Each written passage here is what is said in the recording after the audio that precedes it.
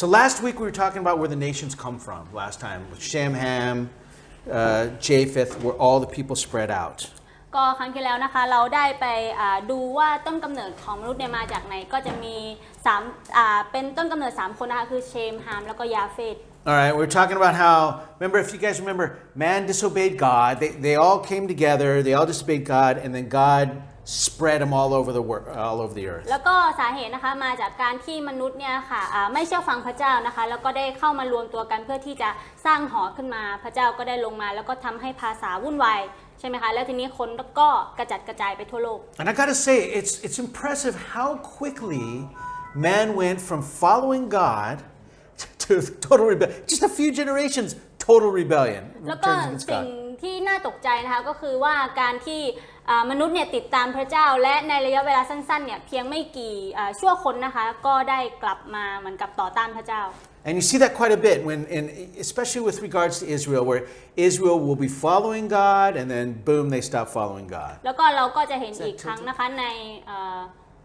ชนชาติของอิสราเอลใช่ไหมคะที่ติดตามพระเจ้าแล้วก็ต่อต้านพระเจ้าแล้วก็กลับมาอีกครั้งหนึ่งแบบนี้ Alright, and so you'll see, in fact, you see a great movement of the Lord, and everyone will be praising God, and then almost no time later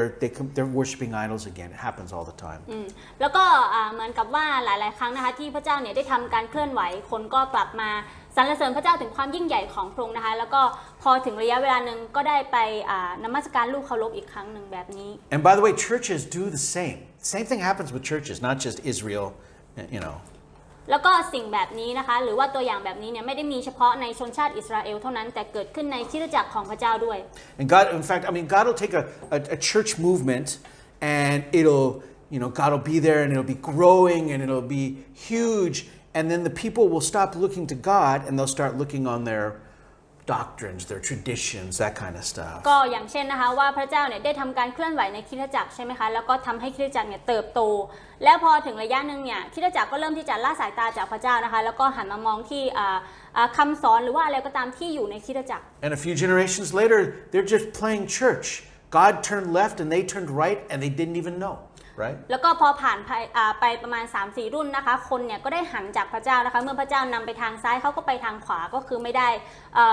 มีความสัมพันธ์กับพระเจ้าอย่างแท้จริง Will that happen to our church, our movement? The Calvary Chapel, where someday we walk away from God? I bet it does, actually. I bet it does. แล้วก็รวมไปถึง Calvary Chapel ของเราด้วยนะคะก็อาจจะมีในบางวันนะคะที่เราเนี่ยได้หันจากพระเจ้าไป I mean, we're protected by expository teaching. We're protected in many ways. But still, it always happens. It always happens. ก็จริงอยู่นะคะว่าเราเนี่ยพยายามที่จะป้องกันไม่ให้สิ่งนี้เกิดขึ้นในหลายๆด้านนะคะไม่ว่าจะเป็นผ่านอะไรก็ตามแต่ยังไงก็ตามเนี่ยสิ่งนี้สามารถที่จะเกิดขึ้นได้ไม่ว่าจะตอนไหน And when it does, guess what? I'm going to go somewhere else, wherever God's working. I will leave and I will follow God because I am not a Calvary Chapel person. I am a Christian. I am a follower of Jesus Christ. แล้วก็ถ้าสิ่งนี้เกิดขึ้นเนี่ยตัวผมเองก็จะไม่อยู่ตรงนั้นอีกต่อไปแต่ผมเนี่ยจะติดตามพระเจ้าเพราะว่าในตัวผมเองไม่ใช่คนของคาลวารีแต่ผมเป็นคริสเตียนผมจึงติดตามพระเจ้า Jesus died for me. พระเยซูคริสต์คือคนที่ตายเพื่อผม And I know that sounds weird coming from a Calvary Chapel pastor that even this church, but yeah, Jesus died for me, not my church, right? แล้วก็อาจจะฟังดูแบบแปลกใช่ไหมคะที่เป็นแบบศิษยาภิบาลของ Calvary Chapel แล้วก็พูดแบบนี้แต่ว่าจริงๆแล้วเนี่ยพระเยซูคือคนที่ตายให้กับผมไม่ใช่คริสตจักร And just as long as we follow God. Okay, today we're going to take a change. ก็วันนี้นะคะเราก็จะเปลี่ยนไป All right, so we've been talking about, all of humanity and the nations that went down. Today we're going to start switching to a man named Abram. Right? ก็ก่อนหน้านี้นะคะเรื่องราวหรือว่าเนื้อหาเนี่ยก็จะเป็นเรื่องของมนุษยชาติทั้งหมดแล้วเราก็ได้มาเห็นว่าต้นกำเนิดของชนชาติต่างๆมาจากไหนใช่ไหมคะแต่ว่าในบทนี้เนี่ยจะเป็นเรื่องราวของผู้ชายคนหนึ่งนะคะชื่อว่าอับราม And I'm going to tell you right now, I will say Abraham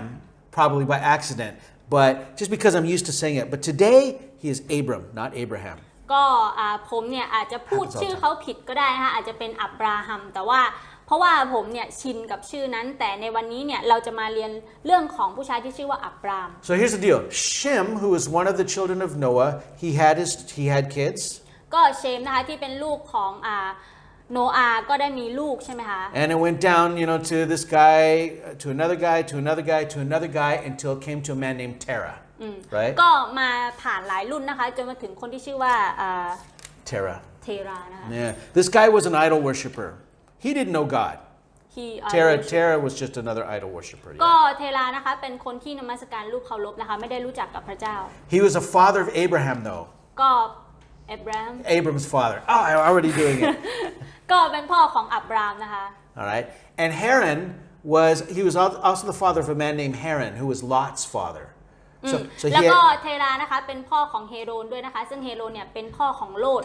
เป็นหลานของอับราม All right. But there was something different about Abram. แต่ Right? ว่า He was not like everybody else. สิ่งที่แตกต่างไปนะคะที่ทำให้อับรามแตกต่างเนี่ยก็คือว่าเขาไม่เหมือนคนอื่น I don't know why, but he knew something about God. He understood something about God that made him different. ผมไม่รู้ว่าสาเหตุคืออะไรแต่ว่าอับรามเนี่ยมีเหมือนกับว่าลักษณะที่รู้ว่ามีพระเจ้านะคะแล้วก็มีเหมือนกับไม่ได้เหมือนคนอื่น Some people think that Shem was still alive and maybe Abram met him, maybe Abram even lived with him, but that's just speculation. We're just thinking. ก็มีหลายคนนะคะที่บอกว่าเชมแล้วก็อับรามเนี่ยอาจจะได้เจอกันนะคะเพราะว่าเชมอาจจะยังไม่ตายหรืออะไรก็ตามแต่มันก็เป็นแค่ทฤษฎี But the truth is there are some people which God just touches them, right? They just have a relationship with God, special people like that. แต่ว่าในตรงนี้นะคะก็คือว่ามีคนบางกลุ่มหรือว่าคนบางคนนะคะที่พระเจ้าเนี่ยมีความสัมพันธ์พิเศษกับเขาหรือว่าพระเจ้าเนี่ยได้เหมือนกับว่าให้อะไรก็ตามกับเขาที่จะมีความสัมพันธ์กับพระเจ้าเป็นคนที่พิเศษ And Abram is going to become one of the greatest men in all of history, one of the greatest men in the world. แล้วก็อับรามคนนี้นะคะก็จะเป็นคนหนึ่งนะคะที่เป็นเรียกได้ว่าเป็นผู้ชายที่ยิ่งใหญ่นะคะในโลกนี้เลย Because he was a man of faith. เพราะว่าเป็นผู้ชายที่เต็มไปด้วยความเชื่อนะคะ Now he was married to a woman named Sarai. แล้วก็อับรามนะคะได้แต่งงานกับผู้หญิงที่ชื่อว่าซาราย And we're not going to read it, but in Genesis chapter 11, verse 30, ก็เราจะไม่ได้อ่านในข้อนี้นะคะแต่ว่าอยู่ในปฐมกาลบทที่11ข้อ30 it says that she was barren. She had no child, right? Everyone else was having children. She had none. แล้วก็ในข้อนี้นะคะได้อธิบายไว้ว่าซารายเนี่ยเป็นหมันนะคะไม่สามารถที่จะมีลูกได้ในขณะที่ผู้หญิงคนอื่นเนี่ยก็มีลูก Now remember, this was at a time when having children was everything. That was most important to people back then, not now. แล้วก็ในยุคสมัยนี้นะคะเป็นยุคสมัยที่การมีทายาทสืบสกุลหรือว่ามีลูกเนี่ยเป็นสิ่งที่เรียกได้ว่าเป็นเรื่องใหญ่มากๆนะคะในขณะที่ทุกวันนี้ไม่ใช่แบบนี้ Okay, so we're going to read Genesis chapter 12 actually, and we're going to read verses 1 through 4. It says, Now the Lord said to Abraham, Get out of your country, from your family, and from your father's house, to land that I will show you. I will make you a great nation. I will bless you. I will make your name great, and you shall be a blessing. I will bless those who bless you. I will curse him who curses you. And in all the families of the earth shall be blessed in you. So Abraham departed as the Lord had spoken to him, and Lot went with him. And Abram was 75 years old when he departed from Haran. ในปฐมกาลบทที่12ข้อ1ถึง4นะคะพระยาเวห์ตรัสแก่อับรามว่าเจ้าจงออกจากดินแดนของเจ้าจากญาติพี่น้องของเจ้าจากบ้านบิดาของเจ้าไปยังดินแดนที่เราจะสำแดงแก่เจ้าเราจะให้เจ้าเป็นชนชาติใหญ่เราจะอวยพรเจ้าจะให้เจ้ามีชื่อเสียงใหญ่โตแล้วเจ้าจะเป็นพรเราจะอวยพรแก่คนที่อวยพรเจ้าเราจะสาปคนที่แช่งเจ้าบรรดาเผ่าพันธุ์ทั่วโลกจะได้พรพระเจ้าฝ่ายอับรามก็ไปตามพระดำรัสของพระยาเวห์โลดก็ไปด้วยเมื่ออับรามออกจากเมืองฮารานนั้นท่านมีอายุได้75ปี Okay, so I want us to think about this. Think about what God's doing right now. ก็ในตรงนี้นะคะ อยากจะให้เราคิดว่าตอนนี้พระเจ้ากำลังทำอะไรอยู่ Out of all the people in the world, at that time there's already many people. ก็จากคนหลายล้านคนแล้วก็ในยุคนั้นนะคะในช่วงเวลานั้นเนี่ยก็มีคนเยอะแยะมากมายเต็มแผ่นดินโลก There are great heroes, there are great leaders, there are great men of those days. ก็มีคนที่ยิ่งใหญ่หลายคนนะคะไม่ว่าจะเป็นคนที่เป็นผู้นำที่ยิ่งใหญ่เป็นฮีโร่หรือว่าเป็นคนที่แข็งแกร่งอะไรก็ตาม God chooses a 75-year-old man with a barren wife. He's going to choose this guy to be his servant. และพระเจ้านะคะได้เลือกผู้ชายอายุ75ปีพร้อมกับภรรยาที่เป็นหมันนะคะและพระเจ้าได้เลือกคนนี้เนี่ยที่จะเป็นชนชาติของพระองค์เป็นผู้รับใช้ของพระองค์ God's going to ask him to move out of the dude's 75. God asked him to get up and to move to a new land. Wow. แล้วพระเจ้านะคะได้เรียกนะคะผู้ชายคนนี้นะคะให้ออกจากดินแดนที่เขาอยู่เนี่ยไปสู่ดินแดนใหม่ And I want us to stop and think about the kind of people God uses. Who does God use? และทีนี้นะคะผมก็อยากจะหยุดคิดว่าใครเป็นคนที่พระเจ้าเนี่ยเลือกที่จะใช้ Remember King David? จำกษัตริย์ดาวิดได้ไหมคะ Another one of the greatest men, right? ก็เป็นอีกคนหนึ่งนะคะที่เป็นคนที่ยิ่งใหญ่เหมือนกัน He was a shepherd, which is the lowest. The shepherd is like the lowest caste of society. แล้วก็ดาวิดหรือว่ากษัตริย์ดาวิดเนี่ยนะคะเป็นเด็กเลี้ยงแกะซึ่งในยุคสมัยนั้นเนี่ยเรียกได้ว่าเป็นคนที่แบบต่ำต้อยที่สุดในชนชั้นวรรณะ He was a shepherd of the smallest family, of the smallest clan in all of Israel. David, this guy in a field. แล้วก็กษัตริย์ดาวิดเนี่ยนะคะหรือว่าดาวิดเนี่ยก็เป็นคนที่เลี้ยงฝูงแกะที่เล็กน้อยมากในครอบครัวที่เล็กน้อยมาจากกลุ่มที่เล็กน้อยมากแต่พระเจ้าก็เลือกที่จะใช้เขาเนี่ยเป็นผู้นำของอิสราเอล God chose him to be king over all of Israel. แล้วก็พระเจ้านะคะได้เลือกดาวิดคนนี้นะคะให้เป็นกษัตริย์ของอิสราเอล Let's look at Jesus' disciples. แล้วก็ดูสาวกของพระเยซูคริสต์นะคะ Got a bunch of fishermen, these guys walking around smelling like fish, right? ก็มีเหมือนกับว่าหลายคนนะคะหรือว่าส่วนใหญ่สาวกของพระเยซูเนี่ยก็เป็นชาวประมงก็เดินไปไหนมาไหนก็จะมีกลิ่นปลาติดตัวนะคะ You have a tax collector. แล้วก็เป็นคนเก็บภาษี People hated tax collectors then because they represent Rome. แล้วก็คนในสมัยนั้นนะคะก็เกลียดคนเก็บภาษีมากเพราะว่าคนเหล่านี้เนี่ยเป็นคนที่ทำงานให้กับอาณาจักรโรมนะคะ People still hate tax collectors. แล้วก็ทุกวันนี้คนก็ยังเกลียดคนเก็บภาษี Sorry, tax collectors. But still, here he is. A fisherman, a tax collector, and then there's a guy who's a zealot. He's a political radical. What is he again? The zealot, Simon the zealot, he was kind of crazy. He was a political guy, right? แล้วก็เหมือนกับว่ามีสาวกของพระเยซูนะคะก็จะมีเป็นชาวประมงใช่ไหมคะแล้วก็เป็นคนเก็บภาษีแล้วก็เป็นเหมือนกับคนไม่เต็มอะไรแบบนี้ And a lot of his followers were women, who in those days, but the women were a big part of Jesus' ministry. แล้วก็ในช่วงเวลานั้นนะคะสาวกของพระเยซูเนี่ยก็มีผู้หญิงด้วยและในสมัยนั้นเนี่ยก็เหมือนกับว่าผู้หญิงแบบไม่ได้มีบทบาทอะไรใช่ไหม Even Moses, remember, think about this, even Moses, right? Who God was going to use to do amazing things. แล้วก็แม้กระทั่งโมเสสนะคะคนที่พระเจ้าเนี่ยจะใช้โมเสสในการทำการอัศจรรย์อันยิ่งใหญ่ But then you say, wait a second. Moses grew up in the Pharaoh's place. He was great, right? Right? He grew up with that. แล้วก็โมเสสนะคะเป็นคนที่เติบโตมาในครอบครัวของฟาโรห์นะคะแล้วก็โมเสสเนี่ยเรียกได้ว่าเป็นคนที่ยิ่งใหญ่อยู่แล้ว Well, remember what happened? He struck someone and he fled for his life. He got kicked out of Egypt and he was, again, a shepherd for, 40, 70 years, for a very long time, right? แต่ว่าหลังจากนั้นนะคะโมเสสเนี่ยก็ได้สร้างปัญหาในอียิปต์แล้วก็ต้องหนีไปที่มีเดียนนะคะแล้วก็ไปเลี้ยงแกะใช่ไหมและทีนี้ก็เหมือนกับว่าเขาก็กลับมาเป็นคนเลี้ยงแกะอีกแล้ว God said, you know what? I need to use you, but you're too great right now. So God lowers him and then he's useful now. God lowered him in the eyes of the world. แล้วก็ด้วยความที่ก่อนหน้านี้นะคะโมเสสเป็นคนที่ยิ่งใหญ่เนี่ยพระเจ้าก็ต้องการที่จะใช้โมเสสดังนั้นพระเจ้าจึงเหมือนกับว่าทำให้โมเสสเนี่ยกลับมาสู่จุดที่ตกต่ำก่อนนะคะแล้วดังนั้นพระองค์จึงสามารถที่จะใช้ชีวิตของโมเสสได้ And even Apostle Paul, remember Apostle Paul was a great man. God made him blind and helpless and then sent him into the desert too. God had to lower him before he was useful. แล้วก็รวมไปถึงเปาโลด้วยนะคะก็เปาโลเนี่ยก็เป็นคนที่ยิ่งใหญ่เหมือนกันนะคะแต่ว่าพระเจ้าได้ทำให้เปาโลเนี่ยตาบอดมองไม่เห็นนะคะก็เหมือนกันกับว่าการที่พระเจ้าเนี่ยจะใช้ใครก็ตามก็ต้องทำให้เขาไปอยู่จุดนั้นก่อนเพื่อที่จะจุดที่ตกต่ำก่อนเพื่อที่จะใช้ได้ Why do I say this? แล้วทำไมผมถึงพูดเรื่องนี้ Because you may think, who am I to be used by God? Can God use someone like me? เพราะว่าคุณนะคะอาจจะมีความคิดว่าผมเนี่ยหรือว่าฉันเนี่ยเป็นใครกันแน่ที่พระเจ้าจะสามารถใช้ได้ I'm just some guy from New Mexico. ก็ผมเป็นแค่แบบคนธรรมดามาจากนิวเม็กซิโก I'm just some girl from Isan or from Cambodia or from Siberia. Who am I for God to use? แล้วก็อาจจะเป็นแบบเด็กบ้านนอกอีสานนะคะหรือว่าจากเขมรหรือว่าจากไซบีเรียหรืออะไรก็ตามก็คือเป็นคนธรรมดา And I say, exactly. That's exactly right. That's who God uses, people like you. แล้วก็อันนี้นะคะคือสิ่งที่ถูกต้องแล้วในการที่พระเจ้าเนี่ยจะใช้คนเหล่านี้ก็คือคนแบบพวกคุณนี่แหละ In fact, you are much more useful to God than many of the great people who are weighed down by the world, right? แล้วก็จริงๆแล้วนะคะคนที่เป็นคนธรรมดาทั่วไปเนี่ยเป็นคนที่พระเจ้าสามารถใช้ได้ยิ่งใหญ่กว่าคนที่แบบยิ่งใหญ่อยู่แล้ว And I'm waiting to see how God uses a lot of you in the world because I know He has great things and great uses for you in this world. แล้วก็ผมเนี่ยก็รอคอยที่จะได้เห็นกิจการของพระเจ้าที่ทำในชีวิตของพวกคุณเพราะว่าผมรู้ว่าพระเจ้าเนี่ยสามารถที่จะทำหลายสิ่งหลายอย่างได้อย่างยิ่งใหญ่ผ่านทางชีวิตของเรา Now I want to tell you something just kind of quick as a side note.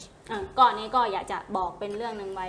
If God uses you for something great or when God uses you for something great, ถ้าพระเจ้าเนี่ยได้ใช้คุณเพื่อเหมือนกับภารกิจที่ยิ่งใหญ่ you must remember this is God. คุณต้องจำไว้เสมอว่าเนี่ยคือพระเจ้า This is not me. ไม่ใช่เรา You must remember to give the glory for what's happening to God. Don't take it for yourself. This is God. แล้วก็จะต้องจำไว้เสมอว่าอย่ารับเกียรติหรือว่าพระสิริของพระเจ้ามาใส่ตัวเองนะคะแต่ที่จะมอบพระเกียรติสิริให้กับพระเจ้า Because the second you start taking the glory for yourself and thinking, hey, I am good at this, or hey, I did this, that's when you start being not useful to God anymore, right? เพราะว่าเมื่อใดก็ตามนะคะที่เราเริ่มที่จะดึงพระสิริของพระเจ้ามาที่เราเองหรือว่าเอาเกียรติมาให้ตัวเราเองว่าเราเนี่ยเป็นคนที่ทำให้สิ่งนี้เกิดขึ้นนั่นแหละคือนาทีที่คุณไม่สามารถเหมือนกับว่าพระเจ้าไม่สามารถใช้คุณได้แล้ว When God uses you for something, lower yourself, humble yourself, and be thankful that the God of the universe is using you. แล้วก็เมื่อพระเจ้านะคะได้ใช้เราในภารกิจของพระองค์ในแบบเรื่องที่ยิ่งใหญ่หรืออะไรก็ตามเนี่ยให้เราที่จะกดตัวเองให้ต่ำลงนะคะแล้วก็มีความถ่อมใจอยู่เสมอแล้วก็ให้ระลึกอยู่เสมอว่าเนี่ยคือพระเจ้าผู้สร้างจักรวาลนี้ที่ใช้เรา Later on in the Old Testament, there's a story about a guy named Balaam. แล้วก็ในพันธสัญญาเดิมนะคะก็จะมีเรื่องราวของคนหนึ่งนะคะที่ชื่อว่าบาลาอัม He was a famous prophet. Everyone knew he spoke for God, but he started to think too highly about himself.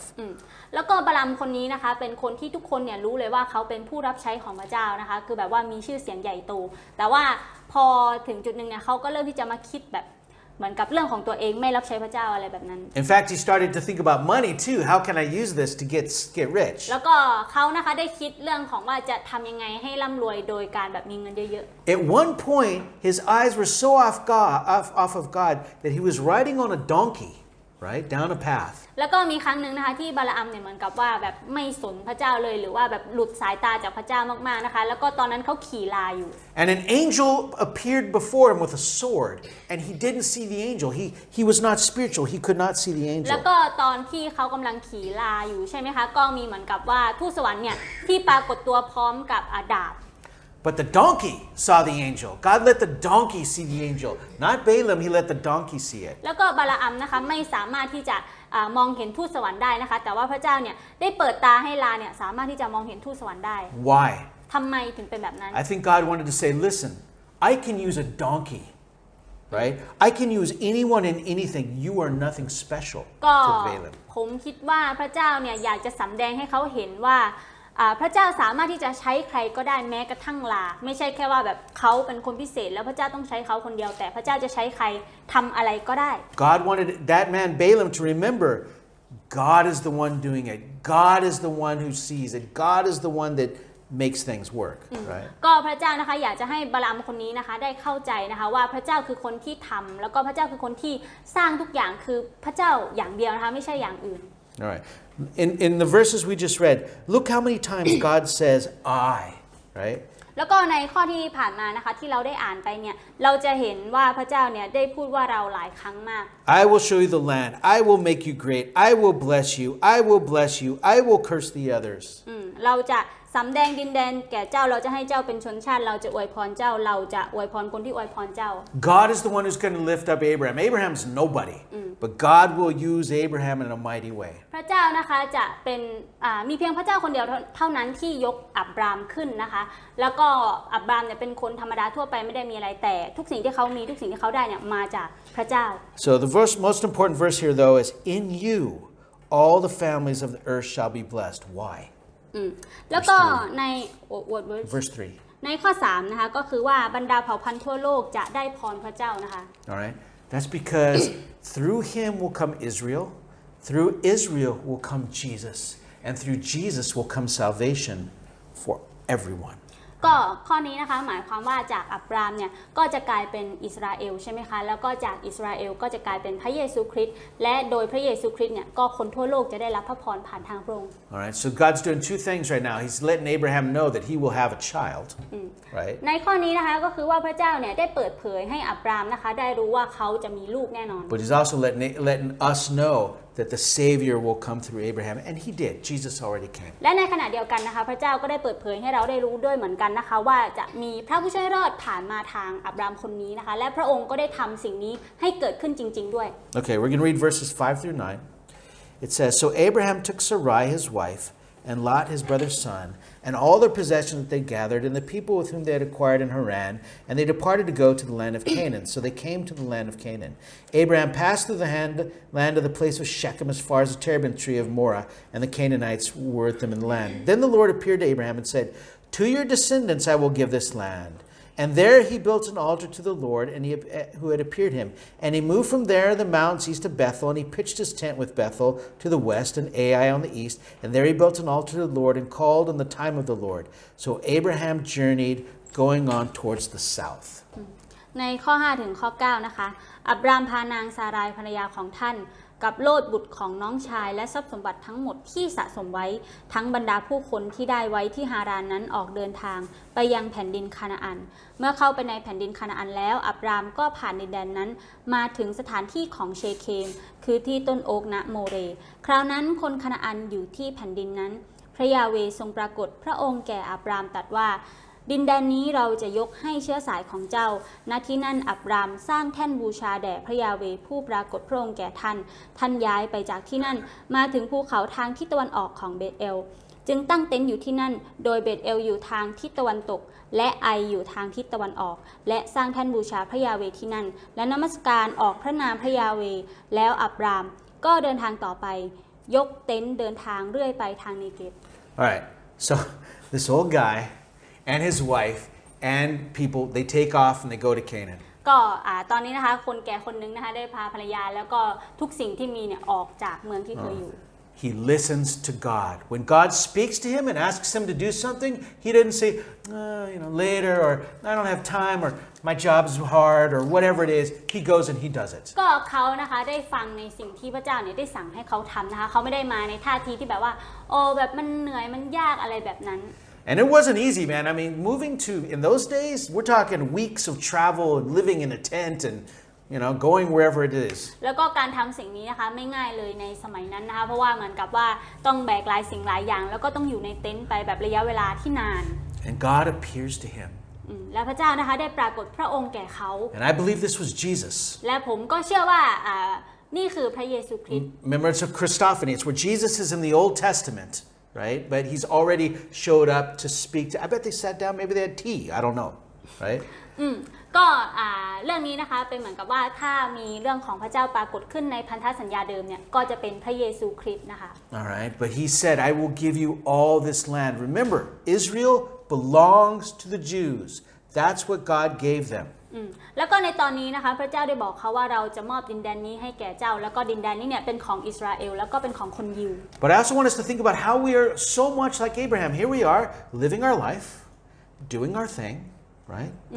Not really called anywhere. ก็เหมือนกับว่าเรานะคะมีชีวิตที่เหมือนกับว่าใช้ชีวิตของเราเองหรือว่าไปในทางของเราแล้วก็ไม่ได้มีแบบการทรงเรียกหรืออะไรแบบนั้น And then God calls us, and he calls us to make a change in our life, right? And the question is,Will you go or will you not go? Will you listen or will you not listen? และพระเจ้านะคะก็ได้เข้ามาในชีวิตของเราเรียกเราให้ทำบางสิ่งบางอย่างที่แตกต่างออกไปนะคะแล้วคำถามก็คือว่าคุณได้ฟังหรือเปล่าหรือว่าคุณไม่ได้ฟังคุณตอบสนองหรือเปล่าหรือว่าคุณไม่ได้ตอบสนอง God doesn't say it's going to be easy. พระเจ้าไม่ได้พูดว่ามันจะง่ายนะคะ Doesn't say you're going to be safe. แล้วก็ไม่ได้บอกว่ามันจะปลอดภัย Right? But he does give us promises, right? He gave Abraham promises here. แต่ว่าพระเจ้านะคะได้ให้พระสัญญาของพระองค์แก่เรานะคะซึ่งเหมือนกับในตอนนี้ที่อับรามเนี่ยได้รับพระสัญญาจากพระเจ้า In fact, one of the promises is your descendants that's a promise. He's going to have a baby. แล้วก็จริงๆแล้วเนี่ยพระเจ้านะคะได้พูดว่าลูกหลานของเจ้านะคะก็คือว่าเขาเนี่ยจะมีลูก Right? But at the same time, Abraham will live the rest of his life as a pilgrim. He will never live in a house again. He will live in tents forever. แต่ Right? ว่าในขณะเดียวกันนะคะอับรามคนนี้นะคะก็จะไม่ได้ใช้ชีวิตในเหมือนกับบ้านที่เป็นหลังอีกต่อไปแล้วก็จะได้ใช้ชีวิตอยู่ในเต็นท์ไปเรื่อยๆทั้งชีวิตของเขานะคะ But this is the greatness of Abram. He listened and he followed God. Amazing. แต่สิ่งที่เป็นข้อดีของอับรามคนนี้นะคะก็คือว่าเขาเนี่ยเชื่อฟังพระเจ้านะคะแล้วก็เชื่อฟังพระองค์จริงๆแล้วก็ทำตามที่พระเจ้าบอก Okay, so now we're going to realize that just because he follows God doesn't mean there's no problems or no tests, right? แล้วก็ในขณะเดียวกันนะคะก็คือว่าการที่เขาเชื่อฟังพระเจ้าหรือว่าการที่เขาทำในสิ่งที่พระเจ้าบอกเนี่ยไม่ได้หมายความว่าชีวิตเขาจะง่ายหรือว่าสุขสบายแบบนั้น Okay, we're going to read 10 through 16. It says, "And it came to pass when he was close to entering Egypt that he said to Sarai,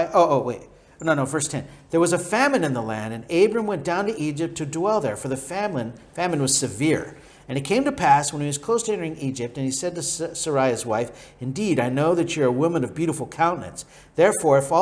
it will happen that all the Egyptians see you, that they will say, This is his wife, and they'll kill me, and they'll let you live. Please say that you're my sister, and it may be well with you for your sake, that I may live because of you. So it was, when Abraham came into Egypt, that the Egyptians saw the woman, that she was very beautiful. And the princes of Pharaoh also saw her and commended her to Pharaoh. And the woman was taken to Pharaoh's house. He treated Abraham well for her sake. And he had sheep, oxen, male donkeys, male, female servants, female donkeys, and camels. ทีนี้ในข้อ 10 ถึงข้อ 16 นะคะ เกิดการกันดารอาหารในแผ่นดินนั้นอับรามจึงลงไปที่อียิปต์และอาศัยอยู่ที่นั่นด้วยว่ามีการกันดารอาหารหนักในแผ่นดิน เมื่อใกล้จะเข้าอียิปต์อับรามก็พูดกับนางซารายภรรยาของท่านว่านี่แน่ฉันรู้ว่าเธอเป็นหญิงรูปงามเมื่อคนอียิปต์เห็นเธอพวกเขาจะว่าหญิงคนนี้เป็นภรรยาของเขาแล้วก็จะฆ่าฉันเสียแต่จะไว้ชีวิตเธอขอให้บอกว่าเธอเป็นน้องสาวของฉันเพื่อเขาจะได้ทำดีต่อฉันเพราะเธอและฉันจะได้รอดชีวิตเพราะเธอเมื่ออับรามมาถึงอียิปต์แล้วคนอียิปต์เห็นว่านางสวยมากเมื่อคนในราชสำนักของฟาโรห์เห็นนางแล้วก็ทูลยกย่องนางนั้นต่อฟาโรห์นางจึงถูกพาไปอยู่ในวังของฟาโรห์ฝ่ายฟาโรห์ทรงโปรดปรานอับรามเพราะเห็นแก่นางนั้นอับรามก็ได้แกะโคลาตัวผู้ทาสทาสีลาตัวเมียและอูฐ Alright, so now every time you read about Egypt, remember Egypt always represents sin, temptation, right? It's an example of that. ก็ทุกครั้งนะคะที่เราได้ยินชื่ออียิปต์หรือว่าอ่านเจอคำว่าอียิปต์ในพระธรรมในพระคัมภีร์นะคะคำว่าอียิปต์เนี่ยก็จะเป็นตัวแทนของความบาปหรือว่าการทดลองหรือว่าอะไรแบบนั้น And so we have a famine which leads him into this land, leads him kind of into temptation, leads him into a rough place. ก็ตอนนี้นะคะได้เกิดการกันดารอาหารเกิดขึ้นแล้วก็ได้ทำให้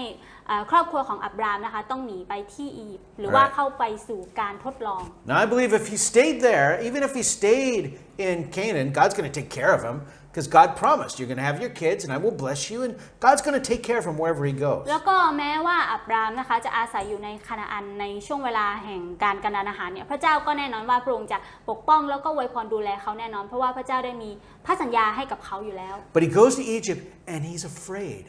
Fear causes him to be tempted, right? แล้วก็ตอนนี้นะคะอับรามเนี่ยได้ไปที่อียิปต์นะคะเพราะว่าความกลัวของเขาแล้วก็ความกลัวของเขาเนี่ยได้นำเขาเข้าสู่การทดลอง Now, Sarai must have been an amazing woman, right? ก็ซารายนะคะน่าจะเป็นแบบผู้หญิงที่แบบงดงามมาก Because she's almost 80 and everyone wants her. She must have been beautiful. She must have been beautiful. เพราะว่าซารายเองเนี่ยก็อายุเกือบจะ80แล้วใช่ไหมคะแล้วก็ยังคงความสวยงามไว้อยู่แล้วคนเนี่ยก็เห็นแล้วก็แบบอะไรแบบนั้น Of course, in those days, remember, people lived longer, and so she probably looked like she was in her 20s, even though she was 80, and Abram probably could have, beat me up, even though he was 100 probably, or whatever, ก็ 70. เหมือนกับว่าในสมัยก่อนนะคะคนเนี่ยด้วยความที่อายุของเขายืนยาวกว่าเรานะคะก็ตอนที่ซารายอายุ80เนี่ยอาจจะหน้าตาเหมือนคน20หรือว่าอับรามก็อาจจะแบบดูเด็กกว่าผม But Abram forgets the promises of God, and so he starts, I got to make this work. We're going to tell a lie, and we'll trick him and stuff like that, instead of just trusting God. แล้วก็ในตอนนี้นะคะอับรามเนี่ยเหมือนกับว่าด้วยความกลัวของเขาก็ได้ลืมไปแล้วนะคะว่าพระเจ้าเนี่ยได้มีพันธสัญญากับเขาแล้วก็เริ่มคิดแผนการที่จะแบบทำยังไงให้รอดนะคะไม่ว่าจะเป็นการแบบหลอกเขาหรือว่าแบบหลอกลวงหรือคิดทริคขึ้นมา Do you ever forget the promises of God? แล้วคุณเนี่ยเคยลืมพระสัญญาของพระเจ้าหรือเปล่า Did you know that Jesus gave us all kinds of promises? แล้วคุณรู้หรือเปล่าว่าพระเยซูคริสต์เนี่ยได้ให้พระสัญญามากมายแก่เรา The Bible promises many things for us, many like God's love for us and that we don't need to worry about things, many promises. พระคัมภีร์นะคะหรือว่าพระเจ้าเนี่ยได้ให้พระสัญญาแก่เราหลายอย่างนะคะไม่ว่าจะเป็นพระสัญญาเกี่ยวกับความรักของพระองค์หรือว่าการที่เราเนี่ยจะไม่ต้องกังวลกับสิ่งใดๆเพราะว่าพระเจ้าจะเป็นคนดูแลเราเอง And the apostles also tell us promises.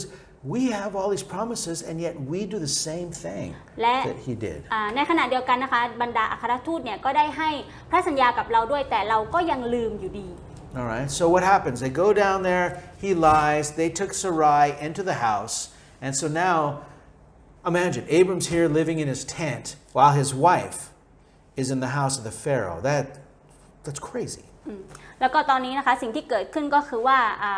อับรามนะคะอยู่ในเต็นท์กับบรรดาสิ่งของเขาแล้วก็ภรรยาของเขาเนี่ยได้ไปอยู่ในบ้านของฟาโรห์นะคะหรือแปลว่าเป็นวัง Because he lied. เพราะว่าการที่เขาเนี่ยได้โกหกนะคะ He should have said, "This is my wife." Do you think they would have killed him? What do you think? เขานะคะควรที่จะพูดว่าแบบนี่คือภรรยาของผมแล้วก็เขาอาจจะถูกฆ่าอะไรคือสิ่งที่เขาคิด Well, let's think about that. God's promises that you will live and you will have descendants on this side, threats of the Pharaoh on this side. Which do you think is stronger? God's promises, definitely. ก็ในขณะนี้นะคะมีเส้นทาง2ทางหรือว่ามีตัวเลือก2อย่างนะคะคือว่าพระเจ้าเนี่ยได้สัญญาอย่างชัดเจนแน่นอนว่าเขาเนี่ยจะมีลูกนะคะแล้วก็ในขณะอีกข้างหนึ่งก็ฟาโรห์ได้ข่มขู่หรืออะไรแบบนั้นแล้วคุณคิดว่าฝั่งไหนที่มีน้ำหนักมากกว่าหรือว่าแข็งแรงมากกว่าก็แน่นอนว่าต้องเป็นฝั่งของพระเจ้า All right, we're going to read verses 17 through 20. Let's see what happens, right?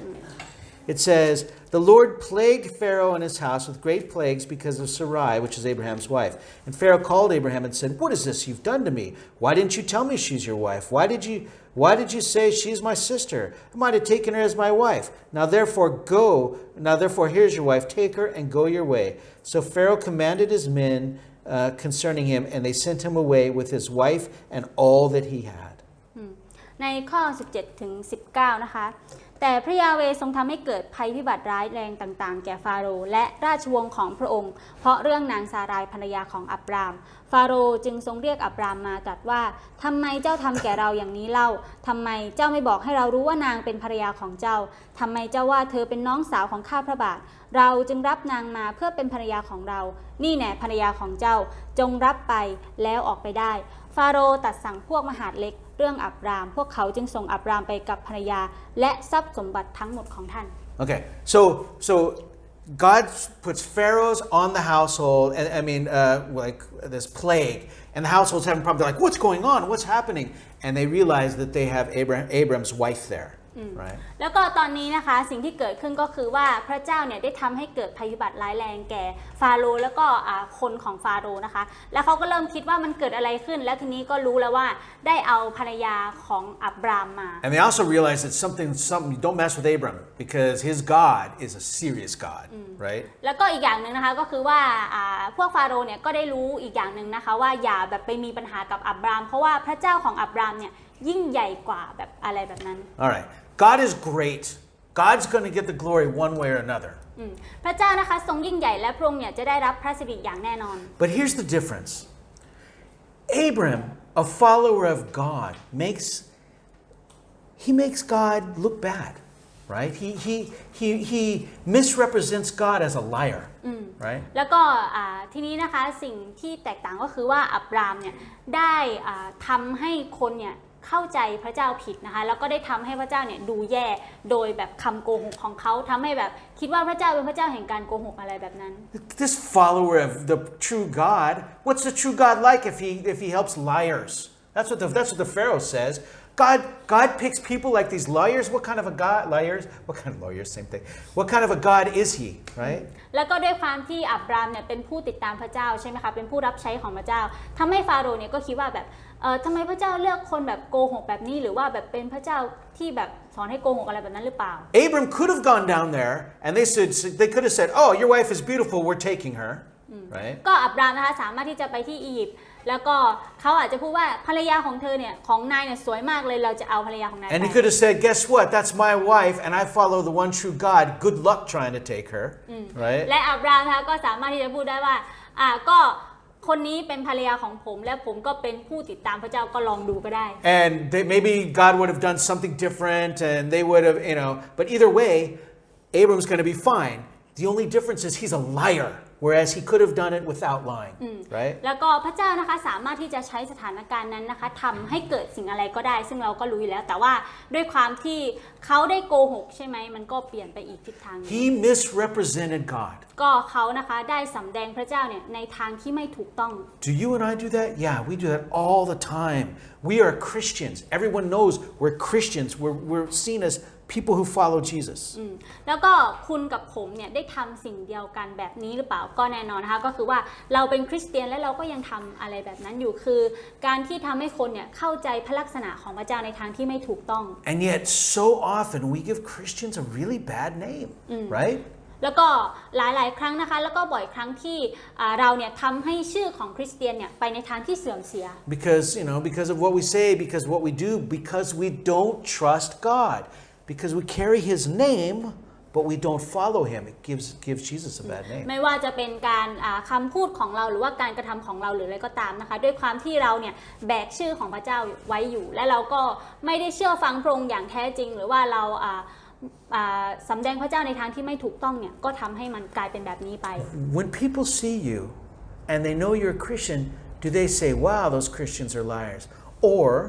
do they say, "Wow, those Christians are peaceful"? แล้วก็เมื่อคนนะคะได้เห็นเราเนี่ยแล้วก็เขาได้พูดแบบนี้หรือเปล่าว่าคริสเตียนเหล่านี้เป็นคนที่โกหกหรือว่าเขาพูดว่าคนเหล่านี้เนี่ยเป็นคนแห่งสันติสุข They say, "Look at the confidence these people have. They're not afraid of anything." หรือว่าได้พูดว่าคนเหล่านี้เต็มไปด้วยความมั่นใจเขาไม่มีความกลัวในอะไรเลย Look at how they act and how they give because they're not worried about getting enough. They're people who live their lives out of a strong foundation. หรือว่าเป็นคนที่เต็มไปด้วยการให้ไม่ได้คิดที่จะเอาอย่างเดียวเพราะว่าอยู่ด้วยแบบพื้นฐานที่มั่นคงที่หนักแน่น And I'll confess something, as a Christian, right? ก็ผมขอสารภาพในฐานะของคริสเตียนคนหนึ่ง I'm a big worrier, right? I naturally, in my flesh, I worry about things all the time. ผมเนี่ยเป็นคนที่แบบว่าเต็มไปด้วยความกังวลแล้วก็กังวลอยู่ตลอดเวลา It's something that's in my parents are the same way sometimes, and we worry. It's inside of me. I don't know why. ก็ในตัวผมแล้วก็รวมไปถึงในพ่อแม่ของผมเนี่ยก็เหมือนกับว่าเรามีบางสิ่งบางอย่างที่ทำให้เรากังวลอยู่ตลอดเวลา But it speaks wrong about God because God is a God who's given me promises. I need to remember God's promises. I need to stop worrying, right? แต่ว่าสิ่งนี้เนี่ยทำให้ผมเนี่ยพูดแทนพระเจ้าเนี่ยในทางที่ไม่ถูกต้องเพราะว่าพระเจ้าบอกว่าไม่ให้เราเนี่ยที่จะกังวลใช่ไหมแล้วก็ผมควรจะไว้ใจพระเจ้า This is an example. I think each one of us we have these challenges where we can fall into that, start listening to our flesh instead of listening to the God, the creator of everything. Right? แล้วก็นี่ก็เป็นตัวอย่างหนึ่งในการที่จะให้เราได้มองเห็นว่าเราเนี่ยจะมองไปในทิศทางของเนื้อหนังของเราหรือว่าเราจะเชื่อในพระเจ้าผู้ที่สร้างจักรวาลเป็นเจ้าของทุกสิ่งทุกอย่าง And sometimes that can be like Abram where I start trying to manipulate or make things work when I should just be praying. Right? และผมเนี่ยก็สามารถที่จะเป็นเหมือนกับอับรามในตอนนี้ได้ในการที่จะแบบพยายามจัดการทุกสิ่งทุกอย่างด้วยตัวเองแทนที่จะอธิษฐาน Alright, so back to the script, the text here. Abram still was delivered, right? God still protected him. Curses come down on the house of Pharaoh, and what God said is going to be done will be done. แล้วก็ในข้อนี้นะคะเราก็ยังเห็นว่าพระเจ้าเนี่ยได้ช่วยกู้เขาแล้วก็ได้มีการปกป้องของพระเจ้าโดยการที่นำภัยพิบัติมาแล้วก็สิ่งที่พระเจ้าได้พูดไว้เนี่ยมันก็จะสำเร็จแน่นอนนะคะ I want to point something out. แล้วก็อยากจะชี้ให้เห็นอย่างหนึ่ง God didn't take back His promise from Abram. พ พระเจ้านะคะไม่ได้เอาพระสัญญาของพระองค์ที่มีกับอับรามเนี่ยกลับมา He didn't say, okay, I think I'm going to choose someone better. He knew what he was getting when he chose Abram. พระเจ้านะคะไม่ได้พูดว่าโอเคเดี๋ยวจะหาคนใหม่ที่ทำได้ดีกว่านี้พระเจ้ารู้ว่าพระองค์เนี่ยทรงเลือกหรือว่าทรงทำอะไรอยู่ He kept his promise because the promise depends on God, not on Abram. It's not how strong Abram is. God will do it for Abram. เพราะว่าพระสัญญาของพระเจ้านะคะวางอยู่บนพื้นฐานของพระเจ้าไม่ได้ขึ้นอยู่กับว่าอับรามเนี่ยเป็นคนแข็งแรงแค่ไหนแต่อยู่ที่พระเจ้า But how humiliating that Pharaoh, an idol worshiper, rebukes a man of God. That's embarrassing, right? แต่ว่าในขณะเดียวกันนะคะก็คือว่าฟาโรห์คนที่เป็นผู้เหมือนกับว่าคนนมัสการลูกเคารพใช่ไหมคะแล้วได้พูดสิ่งนี้กับคนรับใช้ของพระเจ้ามันก็เป็นสิ่งที่น่าอาย Now, and this isn't the last time. Abram's going to do this a second time. He'll do it later, and he even gets more embarrassed on that second one. แล้วก็อันนี้ไม่ใช่ครั้งเดียวนะคะที่อับรามทำแบบนี้ในครั้งต่อไปเนี่ยเขาก็จะทำเหมือนเดิมแล้วก็จะน่าอายกว่าเดิมด้วย All right, but each time he grows and he learns about God, and eventually Abram will be a strong man in God. แล้วก็โดยระยะเวลาที่ผ่านไปนะคะทำให้อับรามเนี่ยเป็นคนที่แข็งแรงเติบโตขึ้นในพระเจ้าแล้วก็เป็นคนที่เหมือนกับยิ่งใหญ่ในโลกนี้ By the way, just as a side note, this is kind of interesting. ก็อันนี้นะคะเป็นเรื่องที่น่าสนใจอย่างหนึง Abram, because of a famine, went to Egypt, and God delivered him because of plagues. ก็อันนี้นะคะก็คือว่าเพราะการกระทำอาหารอับรามจึงหนีไปที่อียิปต์และพระเจ้าก็ได้นำเขาออกจากอียิปต์เพราะภัยพิบัติ Many years later, Israel, right, his son will go to Egypt because of a famine. They'll be there 400 years, right? And then God will deliver them because of a plague. Same thing will happen again. Kind แล้ of วก็ cool. พอเวลาผ่านไปนะคะก็เป็นลูกหลานของอับรามเหมือนเดิมนะคะที่จะหนีมาที่อียิปต์เพราะการทำอาหารแล้วก็ต้องอยู่ที่นั่นเป็นเวลา400 ปีและพระเจ้าเนี่ยก็ได้ช่วยกู้อิสราเอลนะคะหรือว่าคนเหล่านี้เนี่ยออกจากอียิปต์เพราะภัยพิบัติที่นั่น Each time they leave richer than before. What? Each time they leave, they're actually richer than when they went there before. They're bigger, they're richer. They've learned, right? แล้วก็ยิ่งเวลาผ่านไปนะคะคนเหล่านี้เนี่ยก็ยิ่งแบบร่ำรวยขึ้น Right. You're a Christian. You were called to represent God in this world, just like Abraham was. คุณคือคริสเตียนแล้วก็คุณเนี่ยคือคนที่พระเจ้าได้ทรงเรียกไว้เพื่อที่จะสำแดงพระลักษณะของพระองค์ในโลกใบนี้ All right. And yeah, we fail also. We're called into places where we are tempted and where we do the wrong thing. We don't lean on God. แล้วก็ในขณะเดียวกันนะคะเราก็มีครั้งที่เราล้มลงผิดพลาดอาจจะเป็นบางครั้งที่เราถูกเรียกไปสู่การทดลองหรืออะไรก็ตามแล้วเราก็ไม่ได้ทำในสิ่งที่ถูกต้อง And God delivers us. และพระเจ้าก็ได้ช่วยกู้เราออกมา But what kind of a witness do you leave after it's finished? Right? แล้วหลังจากที่เรื่องราวทั้งหมดจบลงเนี่ยคุณมีคำพยานชีวิตของคุณไปในทิศทางไหนหรือว่าเป็นลักษณะแบบไหน When people see you go through horrible problems in your family, death in the family, when they see you come out the other end, are they amazed by what they see the Christian do? ก็เวลาที่คุณเนี่ยต้องเจอกับสถานการณ์ที่ยากลำบากหรือว่าสถานการณ์ที่ย่ำแย่เนี่ยแล้วคนเหล่านั้นที่ได้เห็นว่าคุณรอดออกมาเขาเห็นถึงความยิ่งใหญ่หรือว่าเขาเห็นถึงว่าการกระทำของคริสเตียนหรือเปล่า